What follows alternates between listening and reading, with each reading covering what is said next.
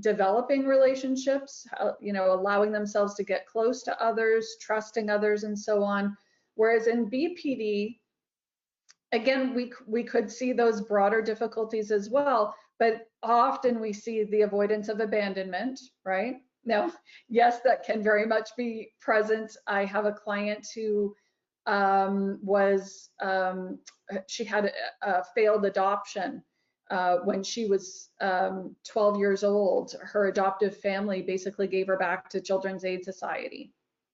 So of course, absolutely, she has huge abandonment fears, which makes perfect sense. So again, I'm not saying across the board, but these are some things to look at. So in BPD, we get that more intense fear of abandonment and the avoidance of being abandoned. And we have the recurrent suicidal behaviors and gestures, the threats and the self-harming, as well as impulsivity, which are an effective way of getting them to come back down to that place. I can't do that usually with a client where I don't have a meaningful connection, by the way. So no, I shouldn't actually say that. If I have a client, let's say a brand new client who comes in having a panic attack, if the client is able to feel safe with me, if I'm able to develop that safety for the client, in other words, even within a few minutes, then they can still co-regulate, right? But if this is a brand new client and they, really struggle to trust people and they don't trust me because this is our first session, then co-regulation probably isn't going to happen in that first session, okay? So think about this as a clinician. If you're a parent, think about co-regulating with your kids. If you're someone who struggles with intense emotions and you struggle to re-regulate, think about who can you use to help you co-regulate. Okay, because this really involves access to the prefrontal cortex. It made me think about the difficulty of a differential diagnosis between ADHD, right? Because in ADHD, I work with kids and adolescents, right? A stimulant medication, in fact, stimulates their prefrontal cortex because they don't necessarily have the same access.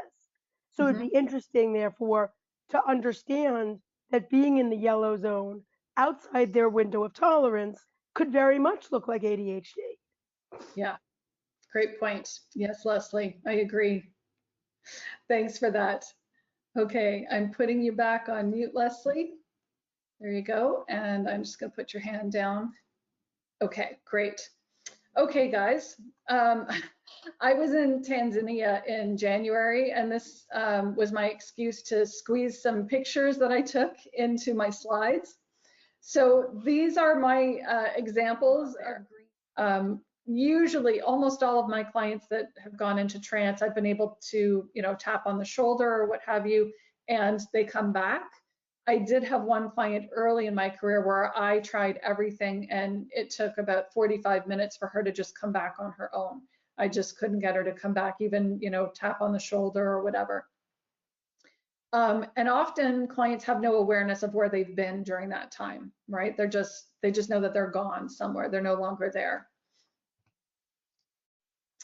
Now, dissociation can also happen. We're moving now into parts. Partially or fully dissociated actions of self states. So partially dissociated actions of self states would be when there are some kind of symptoms that are registered as generated from outside of conscious intention. So when we have clients, you've probably had this as well, a client who is over